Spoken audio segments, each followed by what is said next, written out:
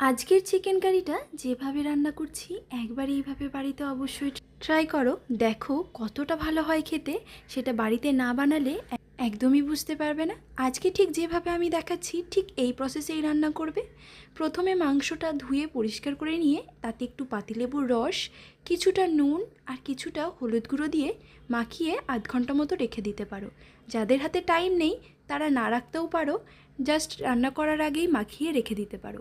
এবার কড়াইটা বসিয়ে দিলাম, কড়াইতে সর্ষের তেল দিয়ে দিলাম, ডুমো ডুমো করে আলু কেটে নিয়েছি, আলুগুলোকে লাল লাল করে ভেজে তুলে নিচ্ছি। আলুটা যেই তেলে ভাজছি ওই তেলেই কিন্তু আমি এবার মাংসটাও ভেজে নেব। মানে যে চিকেনের টুকরোগুলো দেখতে পাচ্ছ এটা কিন্তু আগে তেলে ভেজে তুলে রেখে দেব। কড়াইতে তেল আরেকটু দিয়ে দিলাম, দিয়ে এবার একে একে মাংসর টুকরোগুলো দিয়ে হালকা ভেজে আমি এটাকে তুলে রেখে দেব। যতক্ষণ মাংস ভাজা হচ্ছে ততক্ষণ আমি মশলাটা রেডি করে নিই। আজকে নিয়েছি কাঁচা লঙ্কা, পেঁয়াজ, রসুন, আদা আর নিয়েছি গোটা জিরে। এছাড়া কিন্তু আজকে অন্য কোনো মশলা নেই। এরকম করে এই পদ্ধতিতে রান্না করলেই চিকেনের স্বাদটা কিন্তু আরও দ্বিগুণ হয়ে যায়। চলো এবার বাকি রান্নাটা করা যাক। চিকেনগুলো ভেজে তুলে রাখার পর যে তেলটা রয়েছে ওই তেলে দিয়ে দিলাম গোটা গরম মশলা, দিয়ে দিচ্ছি গোটা জিরে, দিয়েছি একটা তেজপাতা। এটাকে ভালো করে একটু ভেজে নিলাম। এবার এর মধ্যে দিয়ে দিচ্ছি পেঁয়াজ কুচি।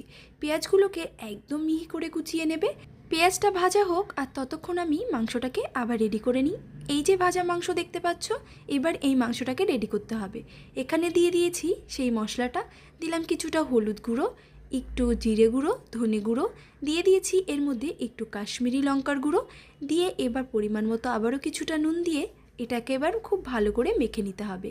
মেখে চাইলে আবারও আধ ঘন্টা রাখতে পারো, তবে টাইম না থাকলে না রাখলেও হবে, কারণ এখানে যেহেতু আমি লেবু দিয়ে আগে থেকেই মাখিয়েছিলাম এমনিতেই মাংসটা ভীষণ সফট হয়ে যাবে।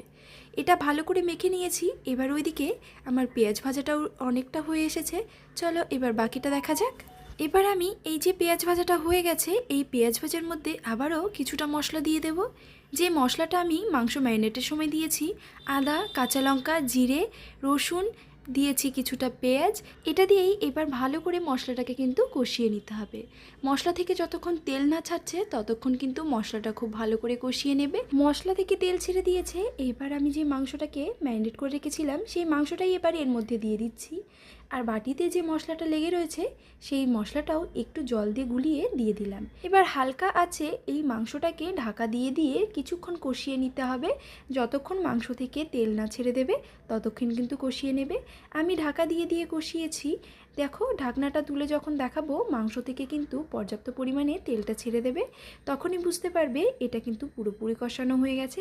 এবার এর মধ্যে সেই ভেজে রাখা আলুগুলোও দিয়ে দেবে, না হলে মাংস সেদ্ধ হয়ে যাবে, আলুগুলো কিন্তু সেদ্ধ হবে না। মিনিট 10 ধরে যেভাবে আমি বললাম ঠিক সেইভাবেই কষিয়ে নেবে। ঢাকনাটা তুলে দেখছি কতটা সুন্দর তেল ছেড়ে দিয়েছে, আর মাংসটাও কিন্তু খুব সুন্দর কুক হয়ে গেছে।